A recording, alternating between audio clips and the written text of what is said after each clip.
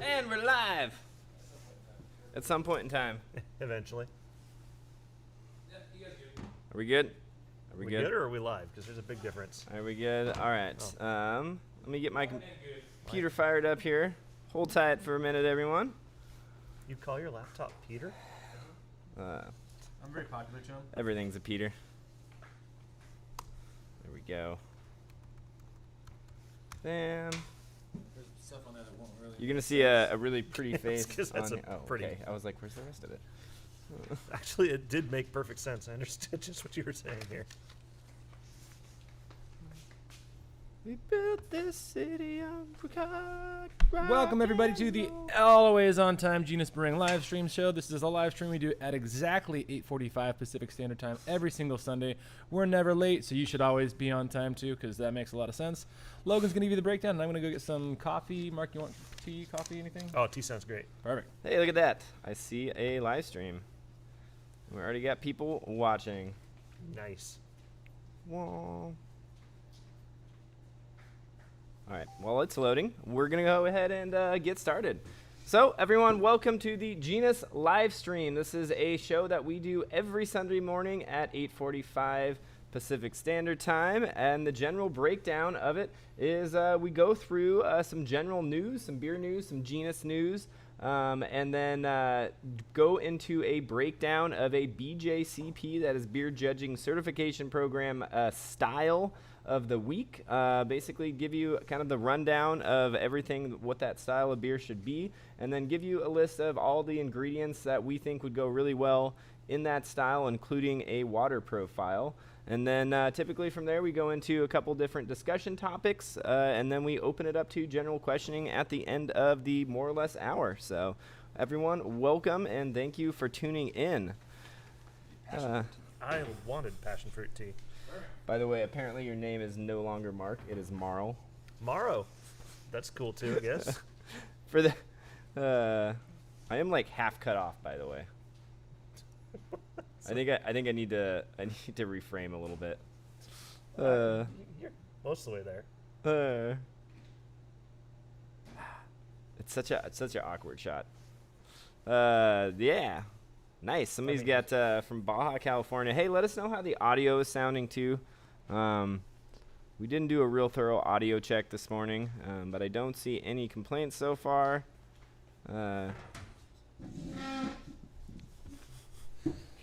That was Matt Weiser that called you Marl, by the way. Yeah, well, okay. Hey, it's Marl. I'll answer to just about anything. Here, I'm just gonna have to get closer to Mark, I think. That's fair. We're gonna yellow this. I'm gonna get Peter's also half cut off. You're the one that framed it. I know, but I didn't want to it's when you got 3 people, you gotta have such a wide frame on it. Yeah, your audio is good. That's cool. All right. Perfect. Hey, and we definitely look much better now. We are actually in frame. Oh, you're closer to me. That's why you look better. Ooh, yeah, it's all that gleam coming off your head. Yeah, throwing off the white balance. All right. Well, let's get started.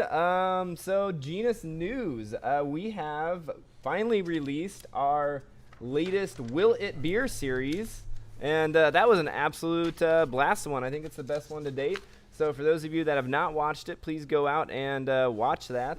That was actually starring the gentleman sitting right next to me, Mark Haney. So yeah, so go ahead and go watch that. They both made fantastic beers. It was him versus Bellwether Brewing's Mark. No, not Mark. Their version of Mark, which is their version of me. Yeah, yeah. That was Randy. It's a discount version. A much much lighter ABV version. Oh, if Randy hears this. Well, go watch that. That's the Will It Beer series is a very special project to us. We put a lot of effort into it, and it's one of those things that I wish it got the attention it deserved. We almost didn't do a second season just because how the first season just didn't take off for all the work we put into it. So if you guys want to see more, please go spam it and share it to all your friends and make sure they watch it too.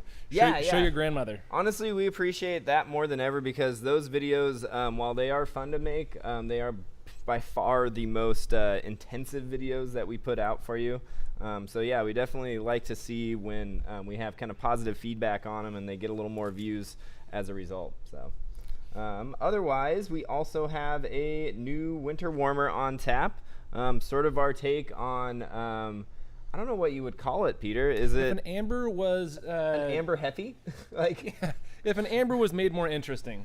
yeah. So yeah, It's very much in that Nice. amber range, but we added Bavarian yeast, and that Bavarian yeast kind of serves to give a dynamic, clovey, banana-y flavor. yeah. So it's almost like a sort of darker version, slightly milder version too of a Hefeweizen. So Yeah. that's a fun one. So if you're around the area, come try that out.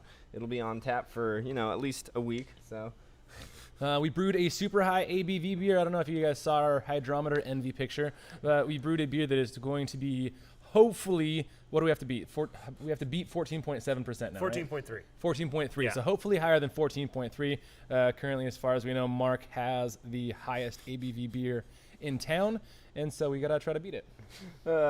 Also, pickle beer on tap soon. It is kegged, right? It is not keg, but Oh. it's crashed and ready to keg. It's in the fermenter. It's basically to get kegged and carbonated. Gosh, we got to get on that horse. Gotta We eat that shot, horse. as of yesterday, we also did a video on giving you guys a tutorial on how to brew a black IPA. So So we'll have two new how to brew the best videos coming out. One's going to be a red ale, and one is going to be a black IPA, probably in the next week or two. yeah, definitely. And without further ado, we also have the Mark in the room. It's true. Yeah. So for those of you that The one Mark. that do The not know only Mark one, yeah, Haney, the original. he is the owner of not Bardic Brewing Bellwether. Company. If you get lost, you can read his shirt. Yeah, it's right there. Bardic We're Brewing talking and about cider. between you and Randy. Yeah, so Bardic Brewing. Mark, why don't you tell us a little bit about yourself, actually? Sure. So I'm the classic case of a home brewer gone bad, and we just decided, oh my gosh, we could actually make a living out of this, and so we decided to fake it. My wife and I went in and started our own brewery together. I do all the beers, she does all the ciders, and as near as I know, we're one of the only outfits in town that actually does beer and cider in more or less equal proportions. Yeah, the only one that I know of. So that has just been a blast. I focus mostly on kind of the English, Irish, Scottish styles, more the malty, chewy, heavy kind of stuff, whereas my wife focuses on the kind of the fruitier, but not like sugary sweet ciders, more modern ciders. Yeah, if you want to go to Bardic and not get super drunk, the idea is you start with the cider and finish with the beer. For real. Then we just wheel you out and wish you well. Mark, what is your lowest alcohol beer on tap right now? Right now, my lowest, I think it's like a 7.4. That sounds about right. Yeah, it's a pretty...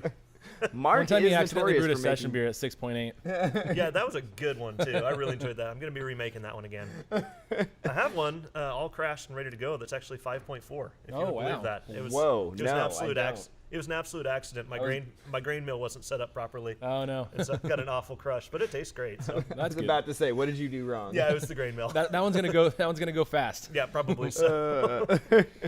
All right, so that is Mark Haney. Mark, so we also do a little jingle. I don't know if you've watched any of our live streams, but No, not yet. We'll go through it once so you can kind of get the feel for it, and then you're gonna have to do it the second time with us. All right, that's yeah, fair. so we do our beer of the week every week, and Peter and I do a little jingle, and it goes a little bit like this. It's the Beer of the week, bum bum bum. Beer of the week, woo. You don't have to do the "it's the" part. We got caught up on with Thomas that time. Yeah, 'cause- we did. Yeah. So he'll lead in with "it's the," and then we all do the jingle together. Yeah. Yeah, all right. You got it down? I think so. All right. Okay, ready? It's the Beer of the week, bum bum bum. Beer of the week, woo. Nice. nailed it. That'll do. That is the best yet. It's so smooth. All right. And our beer of the week this week is going to be English Old Ale, actually. And that is the Beer Judging Certification Category 17B in the 2015 guidelines. And this is one we don't see hardly anywhere, honestly. I've brewed one old ale, and I've seen commercially like one other old ale brewed in all of the commercial beers that I've tasted. It's really not that common, but it is a really fun style, and it leans into that Englishy and can be high alcohol realm, basically. It's one of the things that's fun about it is the wide range that it has, because it can be anywhere between 5.9 or 5.5 and 9% alcohol, and I've seen commercial examples even go up to 10, 11%, kind of depending on what else goes into them. Yeah, ABV notwithstanding, that style just looks amazing. Absolutely right up my alley. Yeah. All the different fruits and malts going in there. It sounds fantastic. So have you brewed an old ale before? I haven't yet, but it is on my What? list to That get there. surprises me. I'm not going to Well, lie. I kind of get caught up with just trying to keep stock. going, but it is on my list to brew sometime. Hopefully soon. Hopefully this year. The bane of a small scale brewery. Yeah, for real. Trying to keep up. So yeah, the old ale is a very, very broad category in general. Historically, it's an aged ale used as stock ales for blending or enjoyed at full strength. So you can use it to blend back and kind of tweak flavor profiles, which I think is an underutilized component to brewing. A lot of people don't think of blending. They just think, oh, I made this beer and it's not that great, or it's too sweet, or it's too much alcohol, or it's not enough alcohol. And they don't realize, hey, I also have this other beer that's the exact opposite, and I can those two together. So historically, it was used for that, but a lot of times, especially more recently, the ale is drank at full strength by itself. Especially that happens when it goes through a full natural fermentation that can produce some really fun flavors.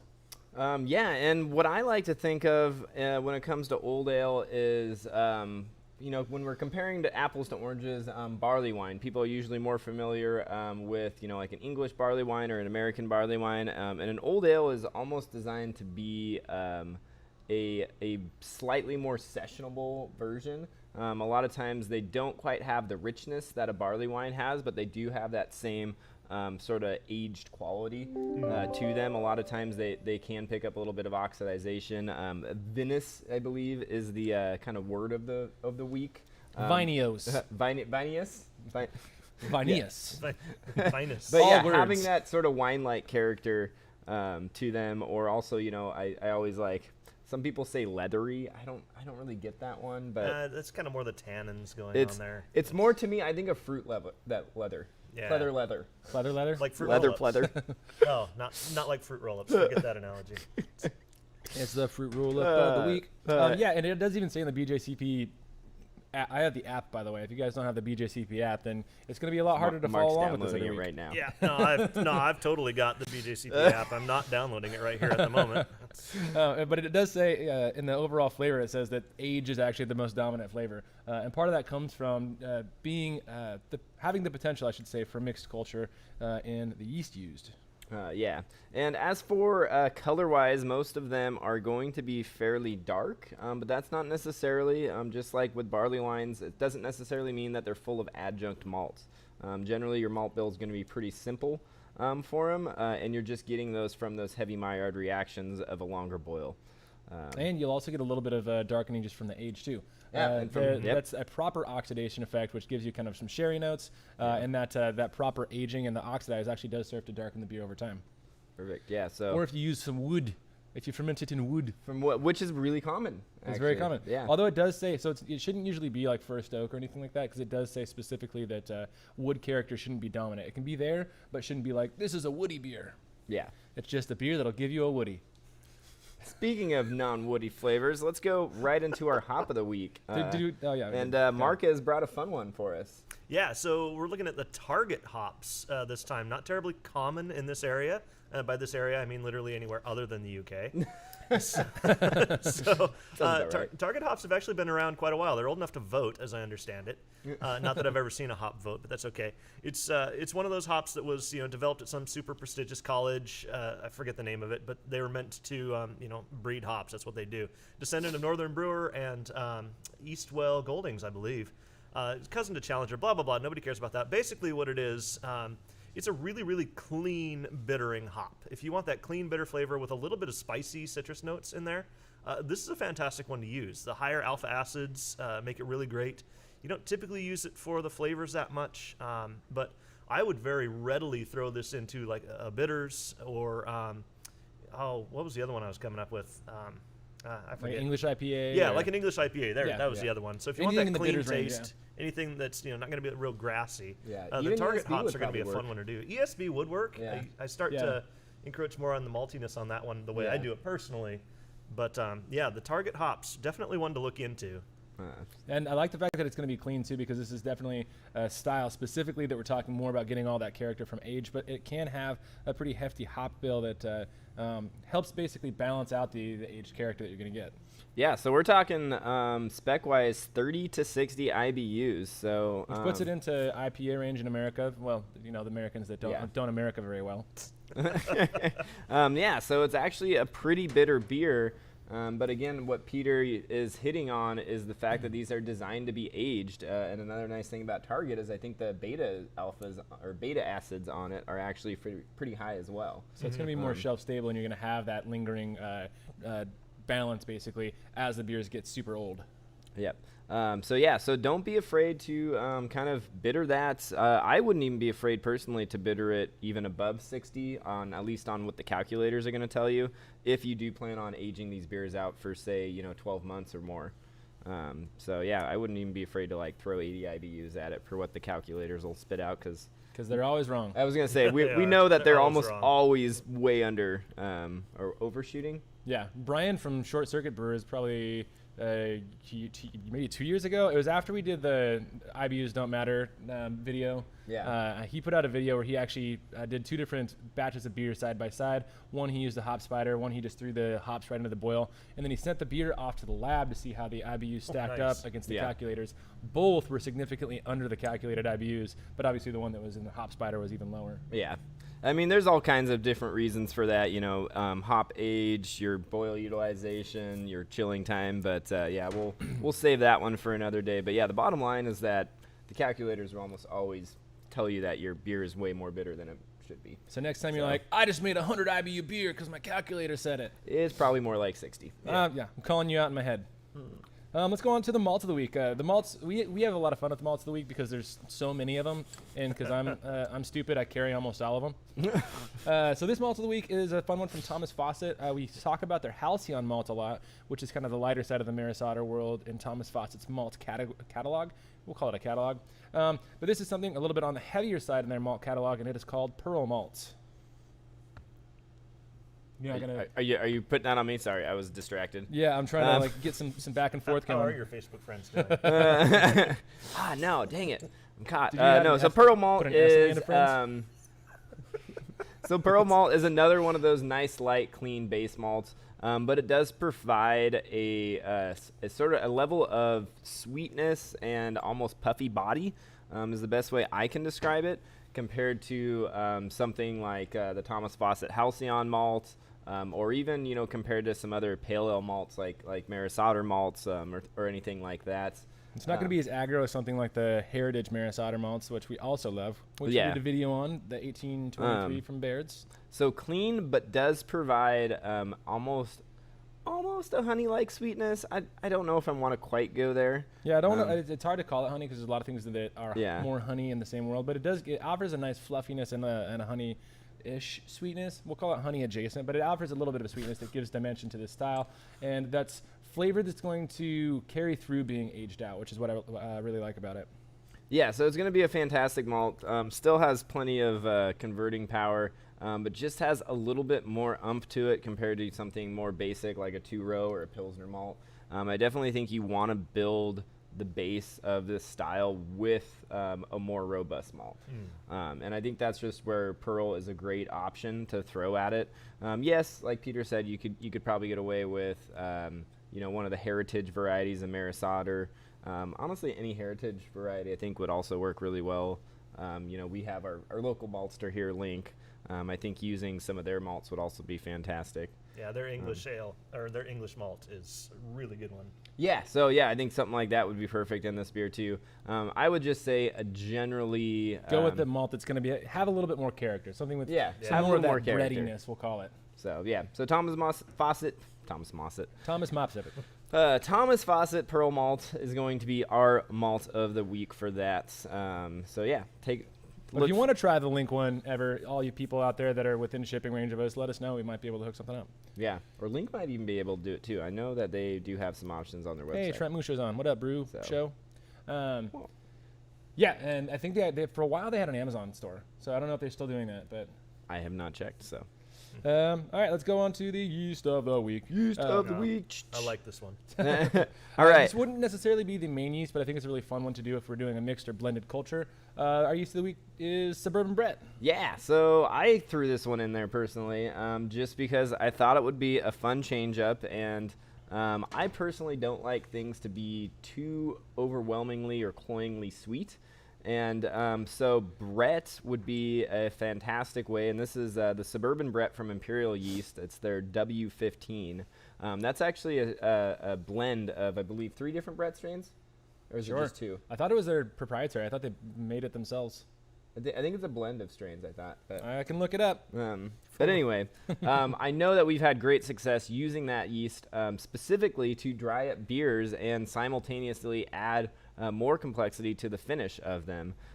For those of you that tuned in last week, you heard all about our diastaticus talk, and Brett is another one of those yeast varieties that can actually continue to break down starches. So what I would say to use this yeast, if you want to really go ballsy with it, you could use it as a primary fermentation, but I would probably stick with one of your cleaner English strains, something like House from Imperial or the SO4. That's probably going to be a nice starter. And then once that goes through its primary fermentation, give it a week or so, then I would probably add that Brettanomyces to it and then just allow it to age in that primary for, honestly, just on the original yeast cake for probably like 2 months.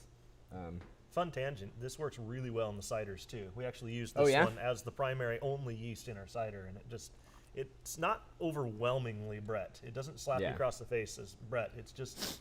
Yeah, it's complex. It's just a little bit tart. It's a really great one for that. I've been trying to get her to ferment them with quake. I know. She'll get there.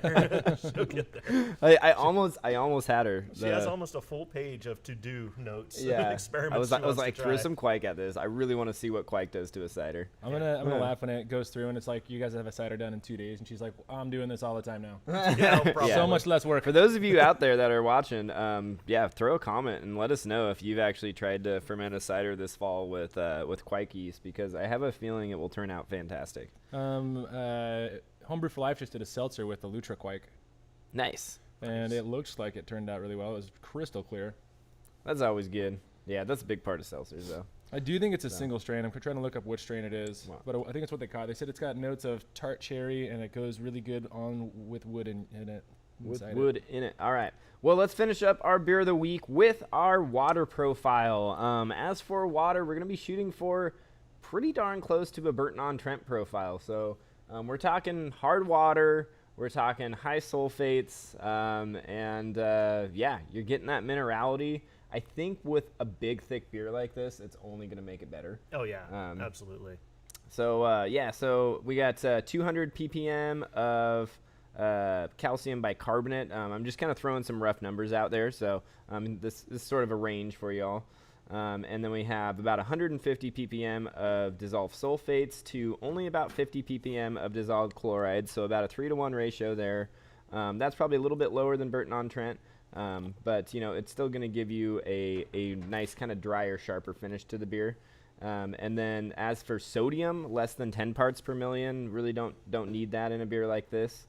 And then about 20 ppm of magnesium, which you should get from the grains in your mash, and then greater than 100 ppm of dissolved calcium as well, and you'll probably get that from any other water additions that you're adding. So again, just a nice hard sulfate forward water profile. And the sulfates can definitely go higher on this. Like you said, this is a little bit lower than Burton-on-Trent, but the interesting thing to me is how much we're going low on the actual sodium in this.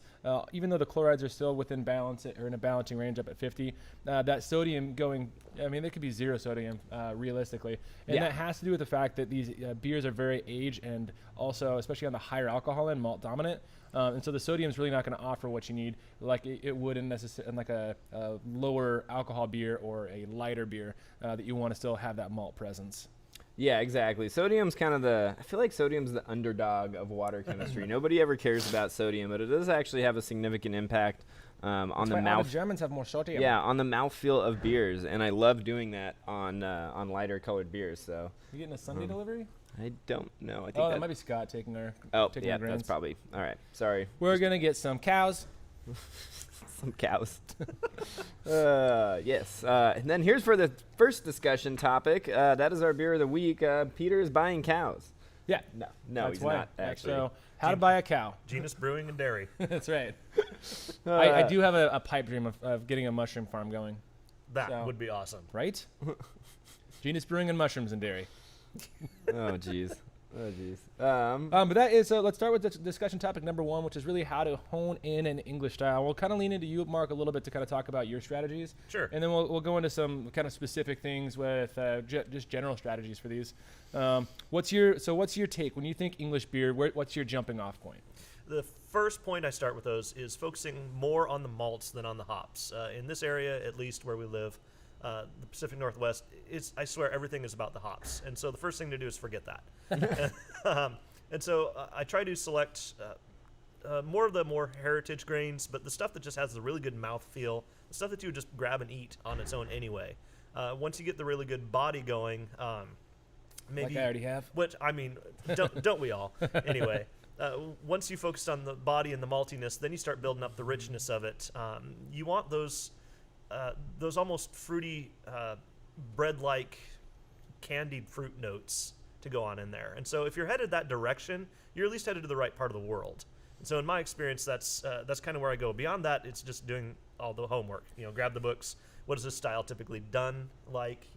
How do they usually break down?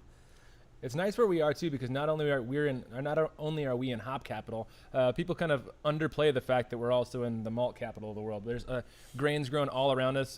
Link malts we've talked about before. Literally. Yeah. We have a lot of grains grown to the south of us, and then also if you walk to in the any one northwest. direction long enough, you'll hit a grain farm. Yeah.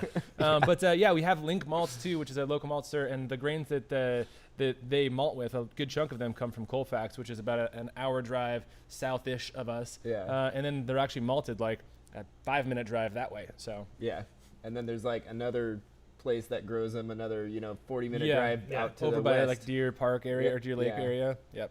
It's a really good place to get just about anything you want malt-wise. Yeah, and it's fun that we have also down in Pullman, which is kind of an hour and a half away. They're doing grain research down there, so we've got new malts that are bred by them for brewing. There's a lot of stuff going on right around us in the malt world, but we just happen to be in hop capital, and everyone's like, hops. That was a complete aside. Yeah, But, FYI. But focusing on the malts, I think, is a really good part. And you mentioned a lot about the fruitiness too, and getting certain fruitiness that's very typical of English styles. After having a really good base of a proper heritage or just good tasting malt, and some of the fruitiness can come from the yeast actually. So English beers can be very yeast driven, and part of that has to do with how they're fermented. Someone else take the wheel. Yeah. So a lot of my fermentation times, at least personally, I don't know if this is true to style, but it's what we've discovered through our experience, is that don't count on this going fast. Yeah. These tend to be very slow, long fermenting beers. You might think they get stuck for a while. You come back in a week or so and they've actually made progress. So plan on probably at least double your normal lighter beer time on fermenting these things. Yeah. That is, and that's very different than a lot of big production breweries that are like, I need to get this beer out in 2 weeks or 3 weeks or something like that. Yeah. I mean, especially doing all the high alcohol beers like you do, I'm sure there's a lot of times that you just have to hurry up and wait. Yeah, for real. The 14.3%er that we did, Gold Fever, that one I think took 4 months. Yeah. Before it was finally ready. Doesn't surprise me Sounds at all. about right. Yeah. That was a beast. So we'll have ours ready next week. Yeah. A week beer for you guys. That's a really long I fermentation. know, right? I think I saw Tim throw quake at it. Wouldn't doubt it.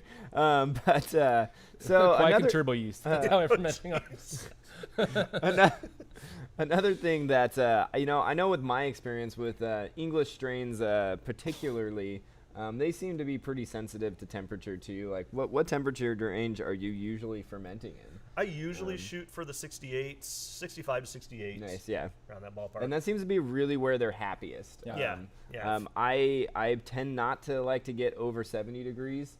I feel like things start getting a little bit too fruity for my likings, but at the same time, the Fuller strain, the ESB, that one I've seen go to sleep if you get it below 64. Yeah, that one's really good flavor-wise if you ferment it on the low end, but then it needs some sort of a ramp or a rousing towards the end of it because it's a sleepy little beaver. You can. We have played. I don't know if I'm supposed to, but I'm all about breaking the rules. You can purposely ferment a little bit higher, like in the Belgians, where if you're in an area where people don't really know what a Belgian beer should taste like, you just want to wow everybody. Just up that temperature a little bit, you'll get more of those fruity notes in there, and they go, "Oh, this is so spicy, it's so fruity." Yeah, I don't know what I'm doing, but yes, thank you very much. Oh, so you're talking about like almost making like a faux Belgian, Yeah, exactly. with an English strain that's just fermented warm. Yeah, interesting. I mean, Okay, it's not true I like it. It's not true to style, but it is really fun, and it does taste really good. So it's, it's not a bad way to go. Yeah, I would actually probably like that better. Usually like the cloviness, I'm not the biggest fan of. In Belgian, I think the big part is finding different or playing around with different yeasts, and then when you find yeast you like, play around with the actual fermentation. I know there's a lot of times that we've kind of done the same thing, like broken the rules or fermented outside of a temperature range of yeast. We do that all the time with 3470, the Fine Stefan Lager strain, where it says on the packet you ferment it between like 48 and 52 or something like that, and then we ferment it at 75, and we're like, it's kind of good. Yeah, it gives you just a nice delicate fruit note, and works really well, I think. Yeah, a lot of the time, get yourself going in the right direction, find where you want to be, and then play around in that area. Yeah. One of the things that people are already kind of commenting on, and so some people are already mentioning casks, but English beers are often also lower carbonation. Quite a bit, so yeah, which is really great. If you've got like a growler of it, or you have a very large vessel of it, and it's going to take you a very long time to drink it because, I don't know, say it's high ABV or something like that. Yeah. It really doesn't matter. As it warms up and becomes less carbonated, it ends up tasting every bit as good, if not better. Yeah, so it kind of has a little bit more room to open up, especially as you're drinking it, with your straw through the growler. Yeah, like you should. Yeah. And it's got to be the bendy straw so that you get a little bit of the agitation as it comes out. Perfect. Oh, you guys have opened up a whole can of worms on Cask now. Nice. Should we do a little side note to Cask? I don't know. I don't know if we prepared for it. All right. Well, we should do a separate video on Cask. Well, all right, sounds good. We'll do a whole video on Cask for you guys. I want to use one of those collapsing. That you put your beer in it to ferment, and then you can also seal it off, and they kind of collapse. They're like a little poly bag, basically, but they shape like a square, but they also squish up. Oh, kind of like wine in a box. Kind of, but a little bit more rigid. And you can do like a spunding in it and get your carbonation all through that. Oh, nice. Put a little Very tap nice. on it. And anyways, that's all on the side. So we've talked a little bit about yeast. We've talked definitely about the malts and how the malts are supposed to shine. Using high quality malts when you're doing a malt driven beer is great. It's essential. We mentioned this a little bit in the old ale, but in English styles, water is actually typically higher mineral content, and it's a little bit heavier water. So I know we tend to do water chemistry on actually just about every batch of beer that we brew here. Mark, are you adding some minerality to your water? Because I know our water is not super hard around here. Our water isn't super hard around here. Where we work specifically, it is a little harder than usual. And so up until now, I haven't fussed too much with that. Yeah. It's just kind of come out how I want it to be. As we develop, we'll probably start fooling around with it a little bit more. But right now, it's just kind of like, by chance, we happen to be in the perfect spot to make this. No, and it does happen to be really balanced when it comes to especially your sulfate to chloride ratios around here. Both of them are At actually the old really shop, low. when I got our water tested, I know it was like perfect for pretty much anything in the amber to like porter range, and it was a little bit hard. But the one thing that was down on that spot was the sulfates, and so we almost always had to add sulfates, even though the water was, I think 120 bicarb there. So it was definitely in a pH of 8. The sulfates were still only like 15 parts per million at that location. But generally around the area, they're right in that like 10 to 20 range. Here, everything's low. I don't know why. We have. I think we have the softest water in town. Yeah, randomly way different than 2 miles that way, which is weird. I think it's which tower you're on. Yeah, it's crazy. Crazy stuff. Anyways, generally harder water, what that's going to do is it gives kind of a rocky texture to a lot of the beers. It makes it so that your pilsners are going to come out more pilsnery, a little bit brighter, I guess, and not as malt leaning or not as soft. Also not as watery, I would say. But there is a texture that comes from that heavy minerality on top of all the flavor play that you get. Hops are generally going to be shining a little bit more for what they are without actually having the flavor of the hops. And overall, the beer is going to feel not fluffy, the opposite of fluffy, rocky. Harder? It's going to feel harder. Kind of like hard water? Exactly. See what I did there? So that's what water can do for you. Just leave that one alone. And last week, we do need to mention a little bit on hops and how hops play a role in English style beers. Because the way I view it, hops are much more a balancing act in English style beers, and not the star. So they're always there, and a lot of times they're there to pretty high proportions, but it's definitely not that West Coast or that New England style IPA kind of hopping. It's more a balancing act. Oh, for sure. Depending on what you're doing, I mean, the hops are either going to contribute a spiciness or maybe a very subtle flavor to it, but more than that, just the bitterness. A lot of the older styles didn't even rely on hops in the first place, and so it's more of a dancing partner rather than the star of the show. Yeah. I know for the stuff we do that we plan on not even seeing the light of day for a good solid year, we bitter that thing all day long, knowing that that's going to calm down over time. Heavy 60 to 90 minute additions and then leave it. Yeah, exactly. But once it's actually done and ready, the hops are just kind of, I guess they're there. Yeah. But not really dominant. Which is going to be good for the aging process, the shelf stability, things like that as well. Yeah, definitely. Yeah, it's crazy how hops just completely change over the course of, even a few months. Yeah. So when you buy that 6-month-old IPA that's sitting on store shelves in the warm open air, oh gosh, you'll know. Hey, it tastes kind of like an old ale now. Yeah. Hey, kind of. Right, no, so it wouldn't be like an old ale. If you are looking for just some go-to, you don't know what else to use, I've personally really been enjoying the East Kent Goldings hops. Oh, yeah. They're just kind of good, well-rounded all around. They'll do just about anything. The Fuggles are good, too. Yeah. But, Kent Goldings are plug and play for me in a lot of they situations. really are. If you're just looking for something, just toss a few of those in. When in doubt. When in doubt. Yeah. Kent Goldings it out. Yeah. All right. Does that kind of sum up this? Should we skip ahead to? I have some other I just listed out styles, but let's go ahead to discussion topic number 2. Sounds good. Which is below giant archaic styles. I was gonna say, I was like, it's what there. is I just didn't bold it. It's not very visible. It's discussion topic tiny 2. Yeah. All right, and that is talking about high alcohol beers and sort of the tricks of the trade when it comes to producing them and having them still taste good, right? Yeah, for real. Because that's kind of important. It's one thing to make a 14% beer. It's sure. another thing to still have that beer be really, really tasty. Yeah, you could make fuel any day, but nobody wants to drink that. And one of the things that we kind of have to go into, because both Mark and us use not high-end, super expensive commercial equipment, we kind of jankified our way to what we use now, which means we're relying on a lot of strategies that are also applicable to home brewers, which makes this kind of a fun topic for you guys. So let's get right into it and, start out by grabbing the bull by the horns and talking about our yeast, because by far this is going to be the most important part of brewing a high-alcohol beer. It's your baby. Yeah, definitely. So we're going to start out with way more yeast than you typically would. I would say, try to shoot in that wheelhouse of at least like 4 times the amount that you would pitch in a regular beer, if not even going higher, and then also really making a nice healthy starter. Lots of yeast, lots of starters. This is going to make sure that your yeast is active going into the beer. And then there's a range depending on what alcohol you're going for. Big pitch and a healthy starter is going to be good for most beers up to maybe 9%, 9.5%, especially if you have some pure O2 going in there. But once you start creeping into the super high alcohol beers, the above 10%ers, there's really some coddling that needs to happen during fermentation to make sure your beer still tastes good at the end of it and it actually finishes its job. So that's where nutrients are really going to come into play. And I know we've been experimenting with nutrients here. I think Mark's been experimenting with nutrients. Yeah, I've got a few of them I've been trying through, yeah. So what nutrients have you found work best for your high alcohol beers? Not trying to glean information. Yeah, no, that's fine. Like Firm Fed, I believe, Firmic, they're the first ones I've been trying. Anything that you would add partway through or at the very beginning, just kind of boost the nutrients for the yeast.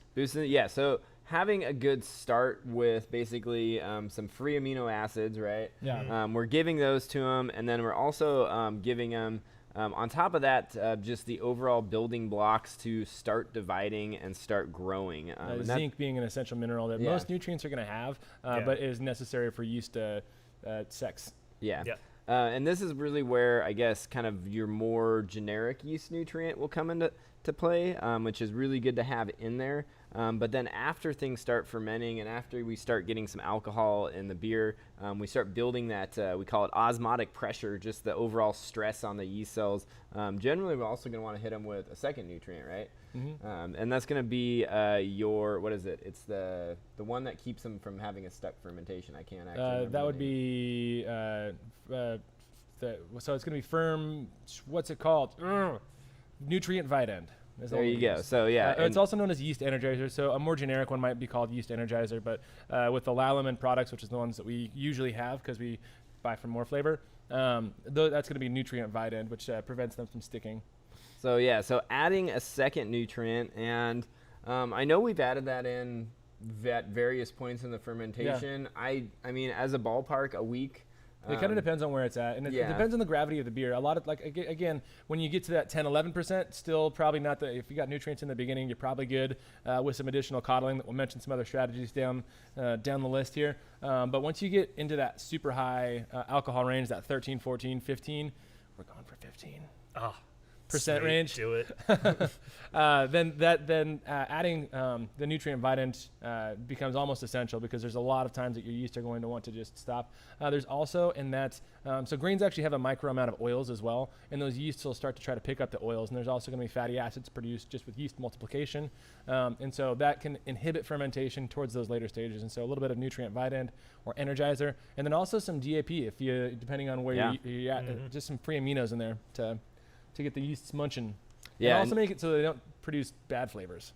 Yeah, exactly. So having that blend of nutrients is going to be much more important for a high alcohol beer than a low alcohol beer.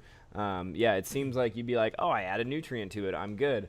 But the reality is that those yeast are under so much stress when you start getting into 12, 14, 15% alcohol beer that they need all the help they can get. And I think that kind of brings us to another thing that you can do right at the beginning, and that is oxygen. Yeah.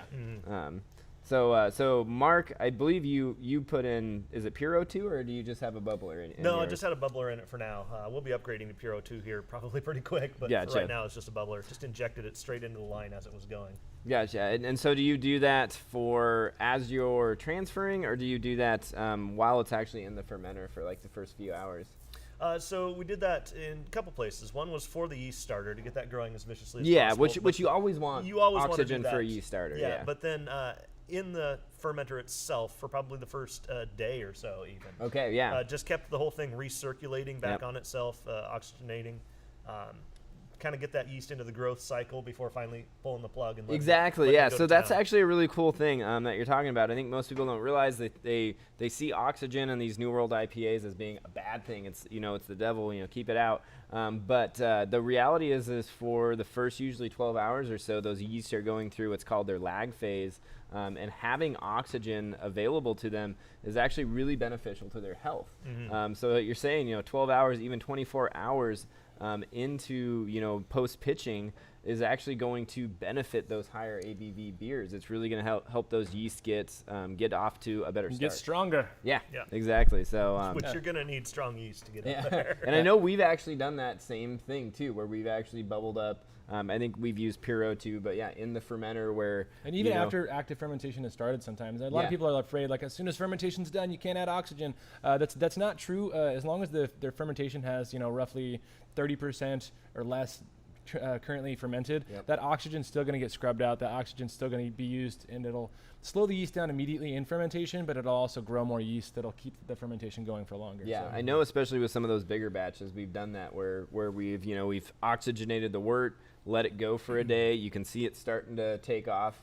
But then we still come that 24, even I think 36 hours later and hit it with a little bit more. And in big alcohol beers that could be like in those 13-14 percenters that can be 3 days down the road pretty easily. I actually did mine mid fermentation, which you really probably shouldn't do, but in my case I knew I still had a couple more months left on the fermentation. So I just hit it in there and depending on the style, I mean at that point you do risk oxidizing some of those compounds in the beer, right? But at the same time we're talking about something like an old ale. If it's still active fermentation though, I mean it's still it's still very much active. Then you're really not risking much, honestly. And if you do get some of those sherry notes, some of those oxidized compounds in an old ale, it's that's part of the part of the process. But a lot of that will still get eaten up by the yeast. A lot of it will still get scrubbed out. And so all it's doing is kind of coaxing your yeast. And if you have a conical, another thing that you can do with your oxygen, and what we've done a lot is we actually use oxygen to blow up through the bottom of the conical and liven those yeasts up, get them roused, which is another strategy for high alcohol beers that I wrote somewhere on there. Yeast rousing. Make sure your yeast don't fall asleep. If they fall to the bottom, if you got a conical, conicals are designed to shape your yeast into the bottom so that you can clear up your beer and get brighted beer faster. But that unfortunately in high alcohol beers means your yeast wants to fall asleep a little bit easier. And so yeast rousing or kicking that yeast back up into suspension is a strategy on commercial scales that a lot of people use. And I even wrote down a strategy that home brewers can use at home. Where? Did you? Yeah. Mark and I are like. So Peter added his notes to this like 20 minutes before we started today. On a small scale, considering the relative shape of your fermenter, consider the relative shape your fermenter can have. High surface area per volume for early fermentation. Oh, I was about to talk about that. that. I was gonna say the high surface area. I was just gonna say dish bottom fermenters are gonna actually be better for fermentation. But Also the surface area of the top. So if you've got an open top fermenter or a relatively, honestly, the biggest benefit that older breweries had was they fermented in these giant wide rooms with not a very deep fermenter, and so that maximized the contact of your yeast to your beer and also your beer to the air above it. So this is a strategy that can be kind of mimicked pretty easily in on the home scale by just having a wider, more open fermenter. Yep. So, and then finally when it comes to yeast, it's choosing the right strain as well, because certain yeast strains are going to be a lot better at handling those higher alcohol levels than other strains. I'm trying to think of like a real wuss of one. I want to say... Honestly, Pub. Yeah, I was going to say, the ESB strain, Pub, that same Fuller strain that we talked about earlier. By itself, I wouldn't trust that above 9%. Yeah, I was like that one, 8% beers. That's really about all you can expect out of it. But it's got such a great flavor. We used Pub for our barley wine. We did, yeah. But we did and then we finished it with, I think that was a Chico strain. It might have been Chico. Anything that can do high gravity. And so White Labs has a super high gravity yeast, which is good. It might have been Flagship too. We threw at it. Flagship. Or not Flagship. That's Joystick. still Chico. Joystick. Oh yeah, Yeah. Anyway. Which is Pac-Man Rogue strain. Yeah, the Rogue strain. So while it does produce good flavors, it's probably not the best when you're trying to go for double-digit beer.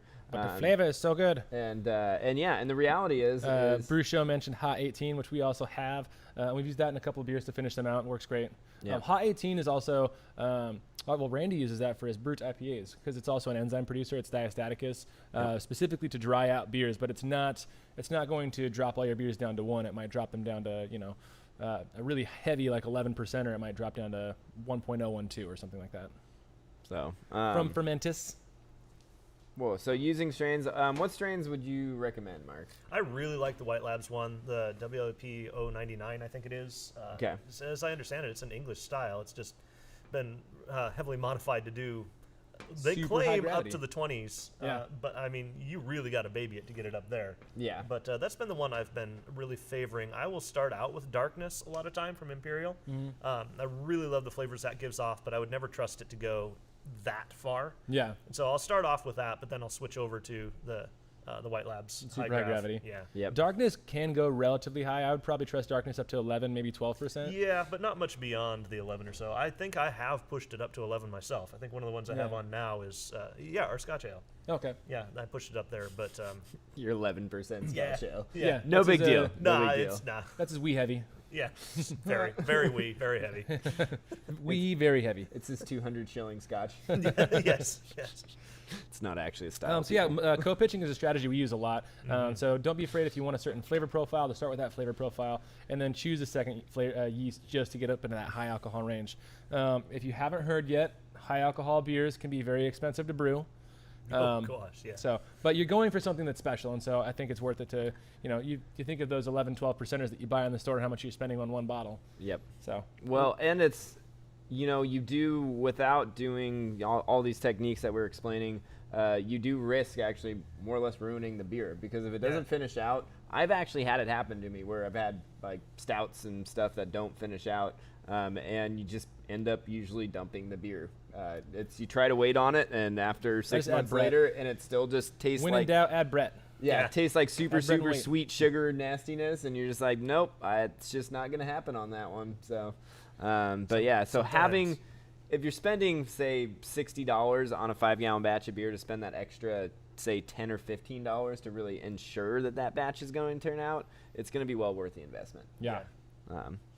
So that's my 2 cents there. Multi-strain pitching, and we also kind of touched on this a little bit, but understanding how different strains, flavor plays a role in those high alcohol environments, because stress, usually the high alcohol environment, the high osmotic pressure stresses your yeast, so that they usually produce some fruitier esters, but that leads us into the topic on temperature, and how that plays a role in what you can do with temperature to coax your yeast into making good flavors instead of not good flavors. So are you talking about on the front end or on the back end here? Both. Both. The temperature of the whole thing, which Right. I think I kind of talked about it a little bit. All right, take over on the front end. Or Mark, do you want to take over on the front end, and then I can take over on the back end? You grab the front, Logan will grab you from the back. Yeah. I knew that was Okay. coming. I was like, oh, I just, Opened up a can of worms. something like that. So yeah, sure. So on the front ends, when you first start out, you usually like to keep it down, like I said, in the 65, 68s, the common zone that you pretty much ferment anything in. This is where you're going to get the bulk of your fermentation done, where yeast is still happy, it's not particularly stressed yet, and so you want to chew up as many sugars as you can in that range. And then where you go from there, at that point you're just desperate trying to keep the yeast alive. So you'll do any temperature you can. And I know a lot of people kind of ramp up too, like towards the end of fermentation, right? Yeah. I typically do that myself. When that yeast starts to slow down, I'll go ahead and bump the temperature just a little bit, wake it up in its final death throes before it. Final death throes. It does tend to add some of those nice little weird fruity off flavors toward the end, but not a whole lot, because there's not a lot left for them to eat at that point, and they're eating kind of slower. And then you give the yeast cake away to all the homebrewers. Mm-hmm. Yeah, exactly right. And they're like, oh, this is awesome. And you're like, nah, that's not No, good. it's really not. But thanks for taking it off my hands. Exactly. In Like- the death throes. So yeah, starting off with that lower fermentation profile for the brunt of the flavor making part of it, I think it works out great, and your yeast is still in that lively, like, let's get this beer done phase. And so it still does a lot of the fermentation on that low and slow kind of note where you're not producing a lot of those. And you mentioned that on the higher end, when you bump that temperature up at the back end, you might get a little bit of the fruitiness, but because there's so little left, it's not a lot. And who's to say a little of that fruitiness is a bad thing? Yeah, usually it adds that subtle flavor that you can't put your finger on, but it just adds a nice new dimension to it. Mm-hmm. Which is really what you're looking for in high alcohol beers, is those multi-layered flavor profiles. Yeah. And a lot of that actually does digress with age. And so if it's like, let's say it's a fusel, like, oh, this is definitely boozy. By aging that out another 3-4 months, whatever, a lot of that actually drops out. And so you're left with some of the fruitiness and then a little bit of the, or a lot less of the fusels. Yeah. So on the back end now, let's say that we've gotten through the fermentation and now we are in packaging, where we're now aging it. I would say try to basically cellar these beers while, speaking of fusels and things like that, while the beers will actually age faster at a warmer temperature. This isn't like a Solera project or anything like that. We're not doing sours here, right? Yeah. So if you can actually try to keep those beers, I would say below 60 degrees. I think that's a reasonable temperature to shoot for. Yeah. Cellaring temps are usually like mid 50s. But the main thing is that if you have a beer that, say you go out and you buy some bottle conditioned high alcohol beer, and they tell you, wait a year before you drink it. Try not to throw it just like in your kitchen cabinet. That's just going to be, it's going to be too warm of a temperature. You're going to get development of flavors. They're just not going to be nearly as smooth or cohesive as a beer that It's cellared properly. that you threw down in your basement. Yeah. Yeah, so when you are a multi-billion-dollar brewery and you're getting into distribution and you send all your high alcohol beers through distribution channels, make sure that they're using the right distribution channels and it's not going to sit on a store shelf. Also, if you get old beer that's in a properly conditioned 72-degree store in the open air and light and everything like that, that's not the right way to keep the beer. That is not the Yeah, right way. and while you can condition in your refrigerator, and that'll even be a little bit different in its own right, just because it'll happen so slow when you have those refrigeration temps. The one thing I kind of warn people is like if you actually have it in your fridge that has a light in there, it seems negligible, but over the course Doesn't of it turn off when you close the fridge? it does turn off, but literally just opening up the fridge and then turning that on and off over the course of a year right? That's some subtle impacts. To exposing that beer to, because usually they're going to be in bottles, right? Especially if you're indecisive like me and you just open the fridge and stare. And stare, yeah. No idea and where stare anything and just let is. all that light in. Like, you could actually risk. I do want yesterday to get spaghetti. Yeah. Yeah, so you could risk some degree of having that beer light struck. So put it in your closet, in your basement, or maybe like Just wrap it in foil and then put it in the fridge. you could, yeah. Or I mean, the cans are beautiful because then the cans are a non-issue there. But yeah, it's just one of those things where be aware of that. Also, I've seen people that also buy those same beers and they'll like store them on their counter with like a window right there, and you're just like, Yeah. All right. yeah, Here's my $30 bottle of beer, just wasting away in the open. On the back deck. Yeah. I was like, as we are somewhat hypocritical with fridge over there. We never did do that challenge actually with the LEDs because that one has LEDs. Oh yeah. Yeah. Sometime. All right, let's go into the grain bill and why highly fermentable grain bill is important. On the bottom of this page. So highly fermentable grain bills are really important because you want those beers to finish out. You want to be able to get down below 1020 as your final gravity, Yeah, right? no kidding. You start You want getting to maximize that alcohol. Yeah, maximize the alcohol. Which is why a diastatica strain like Hot 18 was mentioned earlier, but that diastatica strain would be a good finisher. Yeah, make it so that your beer does not just end up a big, thick, sweet bomb, and ultimately, that's also kind of a double slap because not only will the beer taste sweet, but usually if you if you have too much adjuncts or if you're mashing at too high of a temperature, and when I say too high of a temperature, I mean anything above say 148. Oh, yeah. I'm talking low for these beers.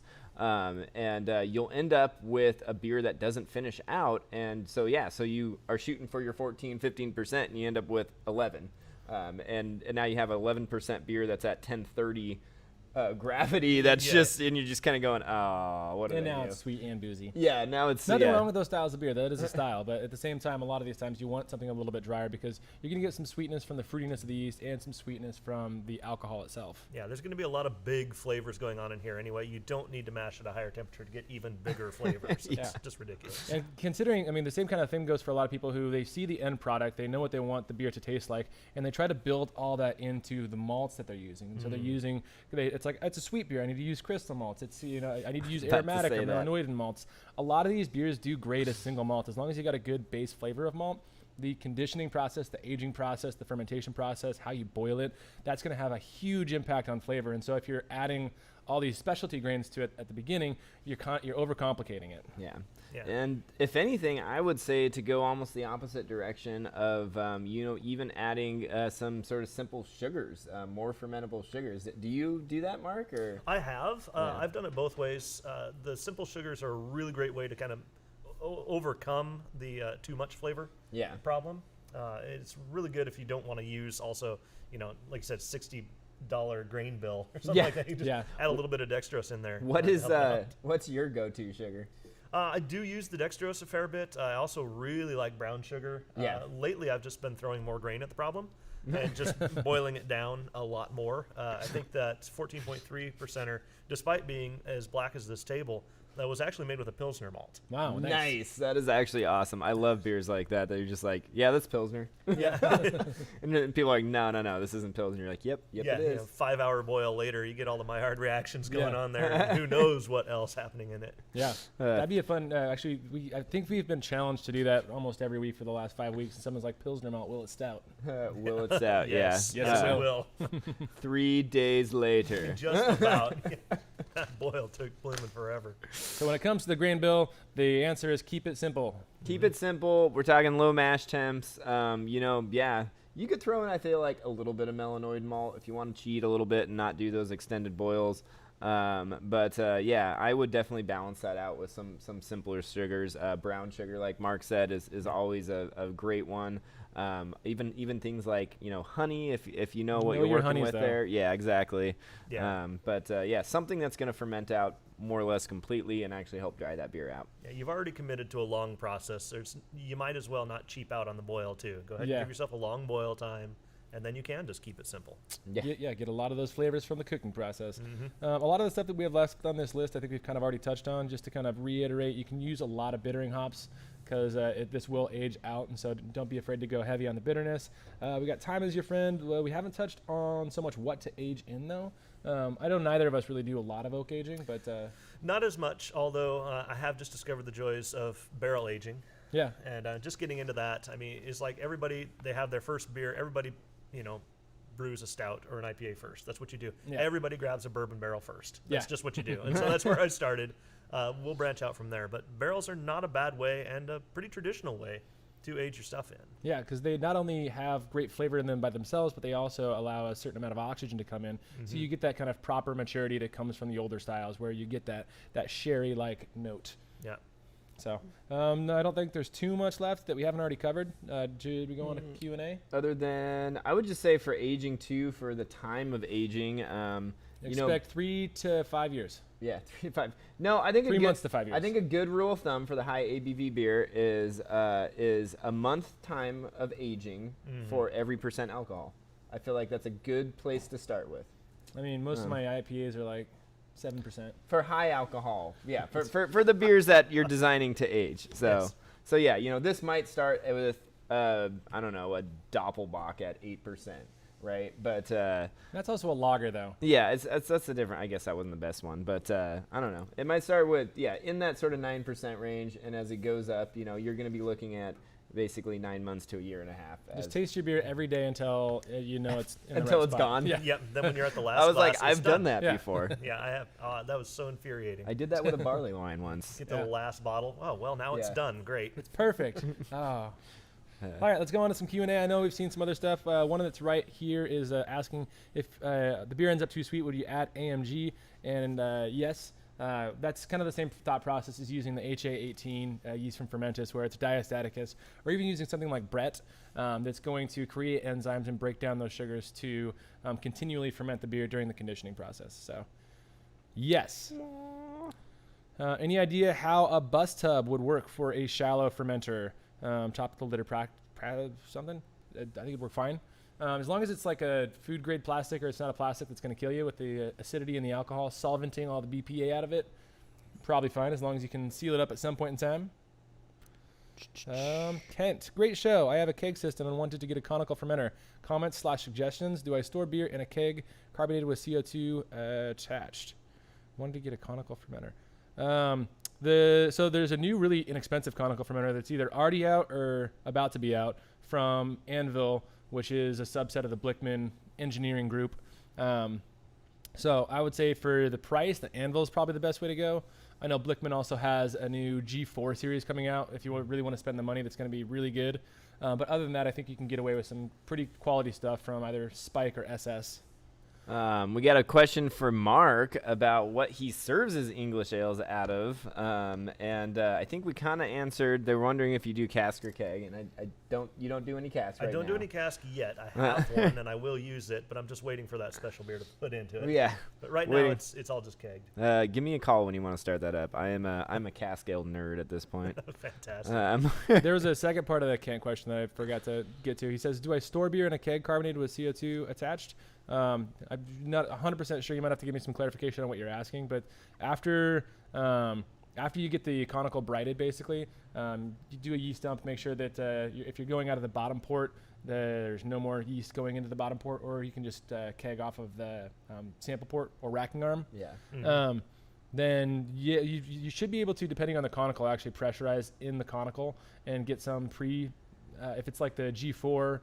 Or if it's a pressurizable conical, get some sort of carbonation in there. Yeah. And then you can use that to transfer into a keg, and you want to pre-purge your keg with CO2 and all that. And for homebrewers out there, too, that are kind of interested in that whole cask thing, you can actually use your corny kegs as cask.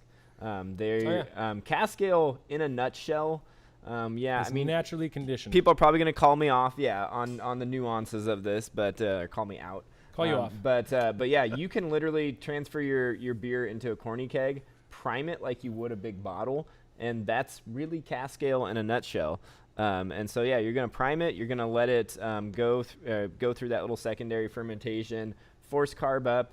And you're just going to do it at a lower level. Ideally, you're going to serve it a little bit warmer. I believe it's 52 degrees, I think is the temperature. 52, 55, something. Yeah, I believe, yeah. And, but you could serve it colder. And then the bottom line is I would still hook that up to your CO2, but just have it on a separate regulator that's going to be at a really, really low pressure. Only about 2 PSI is all. Just enough to get it out of the vessel. Yeah, it's just enough to get it out of the vessel. And so as a result, you can actually make your own cask ale at home. So really easily, too. Let's see. Would up to 4 different yeasts likely spoil my next beer or make it interesting? I'm going to use SO4, USO5, S23, and Liberty Bell. What a mix, right? Going to ferment it at 75 degrees Fahrenheit. That is a mix. That is a mix, yeah. And at 75, too. Okay. My only concern with that would be the S23. I know that one can get a little funky. That's a lager strain. At those high temps. Yeah. Yeah. I mean, it would all mix. At 75, that might be, even with the English strains, might be a little bit fruity. Because the Liberty Bell, is that British or is that Scotch adjacent? The Liberty Bell is British, yeah. Either way, it's going to throw some fruity esters. The S23, well, even the USO5, that'd be a little bit weird at 75. Yeah. I would say go for it, but go for it at like 65. I think you'll be happier at 65. Yeah.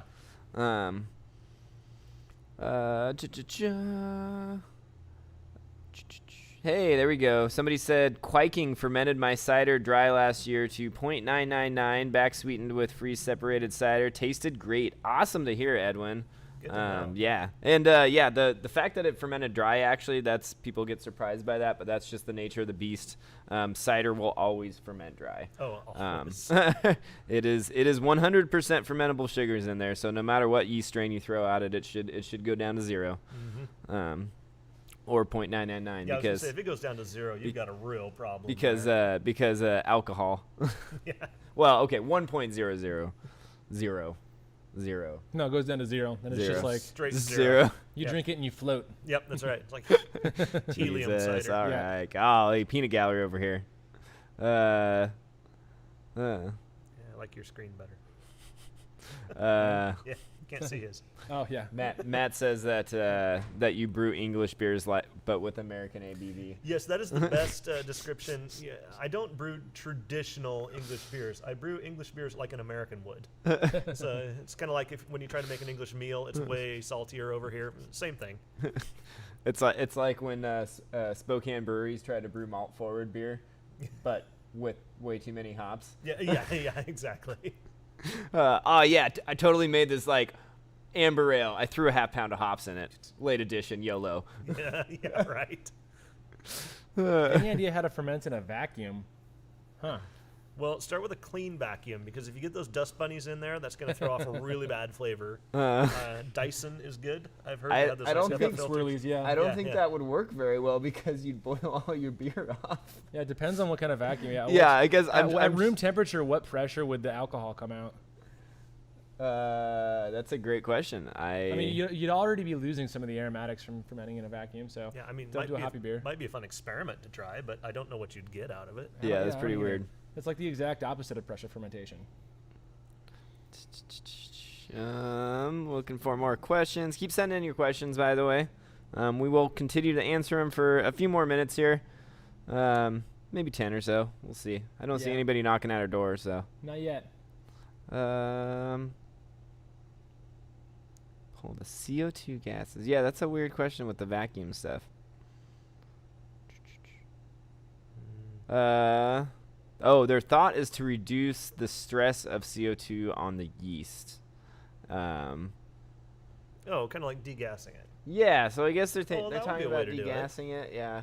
I wouldn't really worry that much on a... You'd still need agitation, though. If you're on a homebrew scale, I don't think I'd worry just because you're talking about such a small volume. Yeah. You know, if we're talking big tanks that are 10 feet tall and you got that CO2 pressure on the bottom, that's a different situation. Now, if you wanted to distill it, that would be... I know there's a lot of cannabis manipulators that they do that with alcohol to get close to pure alcohol. They do vacuum distillation. Has anyone used Farm Garden Quake? Farmer Garden? Farm Garden. I think that's one of the strains we have.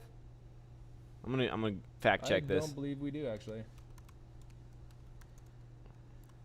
Okay. Ryan Sontag, thank you for the super chat. I appreciate that. Different ways fusel alcohols can develop and be cleared out. Also, people who watch these videos without thumbs upping must be crystal malt addicts. I love it. Oh, just wait for the black IPA. So fusel alcohols will definitely develop anytime that the yeast is stressed. There are some yeasts that just naturally produce them more, i.e., you've got your SO4 classic British strain versus something like turbo yeast. Turbo yeast throws a lot of fusels because it's designed to be distilled, and some yeasts just genetically do different things. But yeast metabolism over time can actually take out a lot of the fusel alcohols. So a lot of those are products that can be re-eaten, basically. So time is the best way to... Yeah, just be patient, let it go, agitate the yeast a bit more. Yeah, it'll get there. Time and conditioning temperatures, I guess, is another way to put it. Sometimes even doing a secondary fermentation or adding fresh sugar or wort to your beer during fermentation and then letting that condition at the right temperature can get rid of fusels. Mm-hmm. Perfect. Thank you, Ryan, for the super chat. We always appreciate those. Never knew super chat was a thing. That's cool. Yeah, people can be like, hey, I appreciate what you guys do. Here's a little bit of a tip for From what I know, being sexy. Also, Farmer Garden thank yeast. you.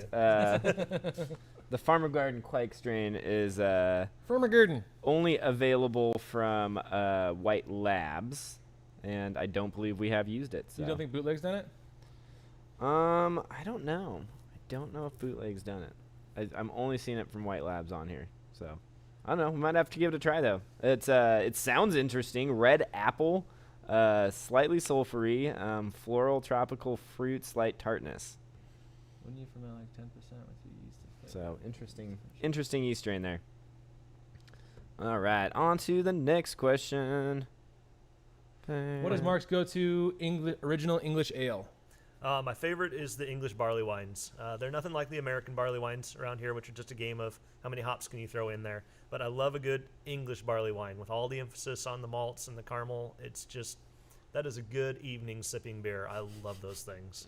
I love making them, and I love enjoying them. They are fun. We had an English barley wine. Yeah. I think almost at the same time that you had an English barley wine on. Yeah, I think so. They were really good. They're fun. They are beers designed to sit out on a brewery patio in 17-degree weather in the wintertime.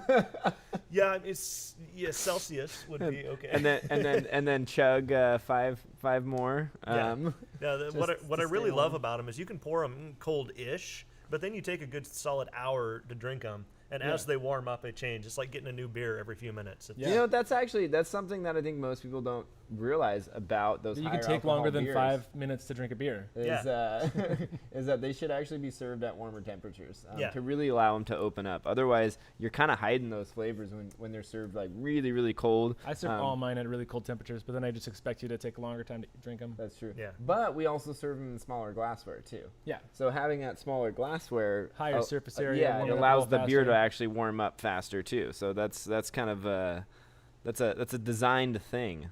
Best way to get a nice ginger flavor in a saison. We actually have a really awesome ginger extract from Benilla.